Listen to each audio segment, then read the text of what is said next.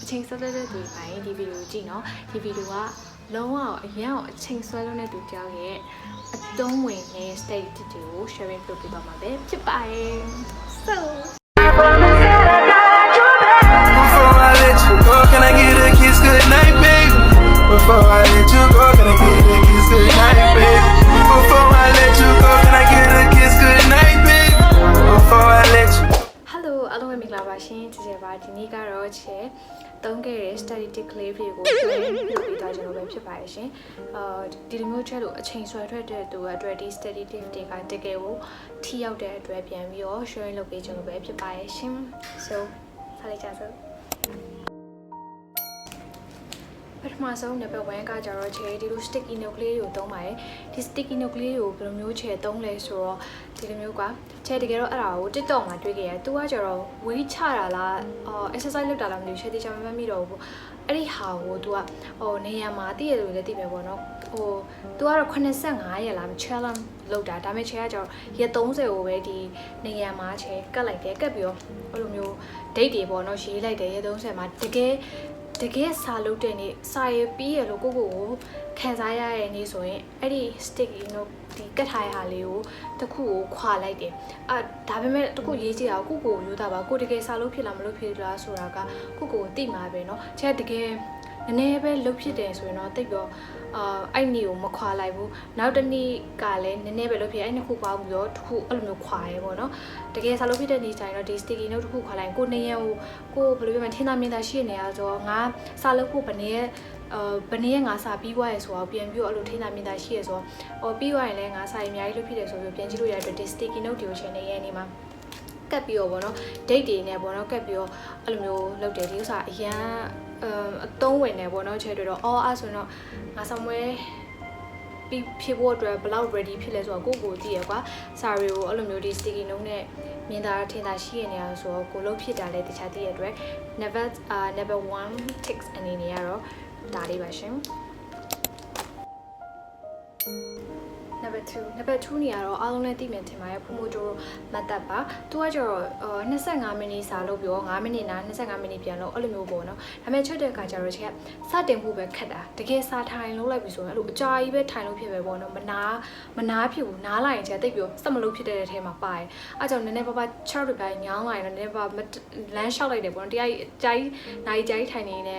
ကိုယ့်ရဲ့ကျမကြီးတွေတိတ်ပြီးမကောင်းဘူးပေါ့နော်အဲ့ကြောင့်လို့ချက်ကကျတော့အဲ့ဟာကို तू က30မိနစ်ချဲကထိုင်မှာ30မိနစ်လောက်ထားတယ်30ကို4ကလောက်လိုက်တယ်ပြီးကြရင်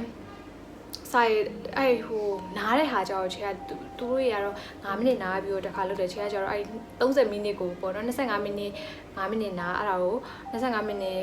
30မိနစ်လုံးကိုချဲအဲ့ဒါကိုစာထိုင်လုပ်လိုက်တယ်အမှန်တိုင်းပြောရင်အဲ့လိုတစ်ချိန်လုံးပဲစာထိုင်လုပ်လိုက်တာပေါ့နော်ဒီဟာကတော်တော် effective ဖြစ်တယ်ဘာလို့ဆိုချဲကအရင်အချိန်ဆွဲသူဆိုတော့ကွာစပြီးမလုပ်ဖြစ်ဘူးကွာကိုကတကယ်လို့အဲ့ဒီ25မိနစ်ကကိုတို့များလုံးနေနေဟောငါ10မိနစ်ပဲလုပ်မယ်9မိနစ်ပဲလုပ်မယ်ဆိုပြီးစထိုင်ကြည့်လိုက်ပါတကယ်တော့စတင်ပူပဲခက်တာစပြီးတော့လေးနည်းနည်းလေးပဲလုပ်လိုက်မယ်ဆိုရင်ဆက်ပြီးတော့လုပ်ချင်သွားအောင်ပေါ့နော်အဲ့ကြောင့်ဒီ Pomodoro method ကလည်းချဲအတွက်လုံးဝ effective ဖြစ်စေပါတယ်ချိန်ဆွဲတဲ့သူဆိုရင်တော့ဒီနီးလန်းလေးကိုလုပ်သင့်ပါတယ်ပေါ့နော်နောက်ထပ် number 3အနေနဲ့ပြောချင်တာကကြတော့ကိုလိုရမယ့်စာတွေကိုစောက်တုပ်ထဲမှာချပြရေးလိုက်ပါရေးပြီးတော့ကိုဒီပြီးသွားပြီဆိုရင်ခြေကကြတော့ highlighter နဲ့ချစ်လိုက်ပါတယ်အဲ့တော့ကိုဘယ်လောက်ပြီးသွားရဲဆိုတော့စောက်ထဲမှာပြန်ကြည့်ရခါကျရင်ငါဒါရီဒီလိုက်ပြီးသွားပြီဘာပြီးသွားရဲဆိုတော့သိနိုင်တယ်ပေါ့နော်အဲ့လိုမျိုးကြောင့်ဒီနီးလန်းလေးကိုလည်းသုံးကြည့်ပါနော်ဒီနီးလန်းကကြတော့ချေကိုပတ်တာ YouTube မှာဗီဒီယိုရှာရင်းနဲ့လည်းတွေ့ခဲ့ရပေါ့နောက်ပြီးတော့ချေ social ဒီချေကသူတင်နန်းပြီးတော့သူဗာလဲသူ့ static လေးကိုချေကို sharing ပြန်လုပ်ပေးရခါမှာလဲသူပြထားရဲပေါ့နော်ဒါလေးကလည်းအသုံးဝင်နေပေါ့နော်သူကကျတော့ချေပြထားတာကြတော့ဒီချေပြထားတာကြတော့သူကလောရမယ့်စာတွေကိုတစ်ဖက်ချက်မှရေးလုပ်ပြီးသွားရင်အဲ့ဒီဟာတွေကိုတစ်ဖက်ချက်မှပြန်ရေးအဲ့လိုမျိုးပေါ့နော်ချေကကြတော့လောရမယ့်စာတွေအကုန်လုံးရေးချလိုက်တယ်ပြီးတော့highlighter လေးနဲ့ချက်လိုက်တယ်ပေါ့နော်အဲ့ဒီလေးကလည်းအသုံးဝင်လို့လုပ်ကြည့်ကြပါလို့ပြောချင်ပါတယ်ရှင်နောက်ပြီးတော့ချေပြောချင်တာကနှုတ်ထုတ်တဲ့သူချေနှုတ်ထုတ်ပြီးစာလုပ်လာဆိုရင်ချေက နှုတ်ထွက်ရင်ချဲရလေတလားတက်ရဖြစ်နေမှာကြိုက်တယ်ကွာအဲ့လိုမျိုးဆိုတော့လေတစ်ခါလေးကြာရင်လေမလိုအပ်ဖက်တဲ့အချိန်တွေကကုန်တယ်ကွာအဲ့ကြောင့်တချို့အချိန်တွေကိုပေါ့နော်ကျိုးရှိရှိအသုံးချတင်တယ်ကွာကိုတိထိုက်တဲ့အရာဗီဒီယိုတစ်ပုဒ်ကိုကြည့်လိုက်တယ်အဲ့ဒီမှာရေးပါတဲ့ဟာလောက်ကိုပဲမှတ်တာပို့ပြီးကောင်းတယ်ပေါ့နော်ခြေဆိုရင်အရင်တော့ဆိုရင်တော့အဲ့လိုမျိုး note တွေတရားကြီးထုတ်တယ်ကွာပြီးကြရင် note တွေကိုတေချာမှတ်မိရမို့အဲ့ကြောင့်တင်တဲ့အချိန်ကိုဗီဒီယိုကြည့်တဲ့အချိန်ဖြစ်ဖြစ်အရေးကြီးဟာကိုခေါင်းထဲကနေအာယုံစိုက်ဖို့ကိုတေချာခေါင်းထဲကနေမှတ်အဲ့ဒီမှာမှအရေးကြီးတဲ့ဟာကိုမင်းနိုင်လောက်မဲ့အရာကိုစောက်ထဲမှာချပြရေးပေါ့နော်ချေရင်တော့ဆိုမှတ်တယ်နောက်ပိုင်းဆောင်ဝဲဖြစ်ရောချေတခြားအဲ့လိုမျိုး sign တို့တင်ချာတို့အဲ့လိုမျိုးဗါလေ social တို့ပေါ့နော်အဲ့ဒီဟာဗီဒီယိုလေးကြည့်ရတဲ့ဟာရှိရ ထွက်တဲ့ကျူတာတို့ဘာလို့ဆိုအဲ့ရ note တွေဆိုရင်ချေအရင်တော့ဆိုစောက်ထဲမှာချရရောခုနောက်ပိုင်းမချရတော့ဟို screenshot ရိုက်လိုက်တယ်ပြီးကြရင်တကယ်အရေးကြီးဟာလေးတွေကိုစောက်ထဲမှာမှတ်လိုက်တယ်အဲ့လောက်ပဲမှတ်ပြောပဲလုပ်တယ်ပေါ့နော်ပြောချင်တာကဟိုတုံးနဲ့တယောက်ကစာလုံးမျိုးမတူတဲ့အတွက်ကိုယ့်အတွက်အဆင်ပြေမယ်ဆိုအောင်ကိုယ်တိုင်သိရကွာအဲ့လိုမျိုးအဆင်ပြေမယ်ဟာကိုရွေးလို့ပေါ့နော်ပြောချင်တာကတော့တရားကြီးစောက်နှုတ်ဖို့ထဲမှာလို့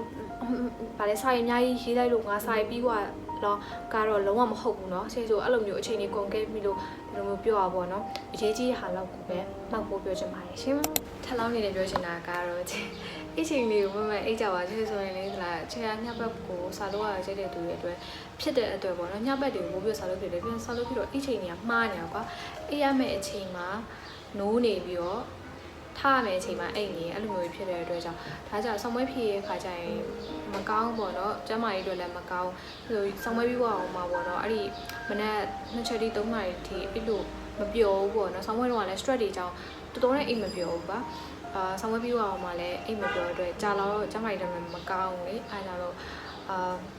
စာလုံးချိန်ကိုလည်းတက်မှန်လုပ်ပေါ့နော်ဒီအိမ်နောက်ကျရထိမလုံးနဲ့ပေါ့နော်စာလုံးတန်ကောင်းပြီမယ်လို့ကိုကျမကြီးကိုလည်းယူဆိုင်ဖို့အတွက်ပြောချင်ပါတယ်ရှင်So အဲ့ဆိုတော့ blog လေးကတော့ဒီလောက်ပါပဲပေါ့နော် share သိချင်တာလေးရှိနေ share comment မှာလည်းမေးလို့ရပါတယ် share channel လေးကိုလည်း like and subscribe လေးလုပ်ပေးပါဦးเนาะshare ပြောခဲ့တဲ့အထဲမှာလည်းအမားရပါခဲ့နေတောင်းပန်ပါတယ်ပေါ့နော် share အရန်တီလွန်းတလွန်းလို့လည်းမဟုတ်ဘူးเนาะဒီတိုင်းပဲကိုယ့်ရဲ့ experience တွေကိုပြန်လဲ share လုပ်ပေးသွားခြင်းတဲ့အတွက်ဒီလိုမျိုးလေးလုပ်ဖြစ်တာပေါ့နော် so နောက် blog မှာပြန်တွေ့ပါမယ်တတား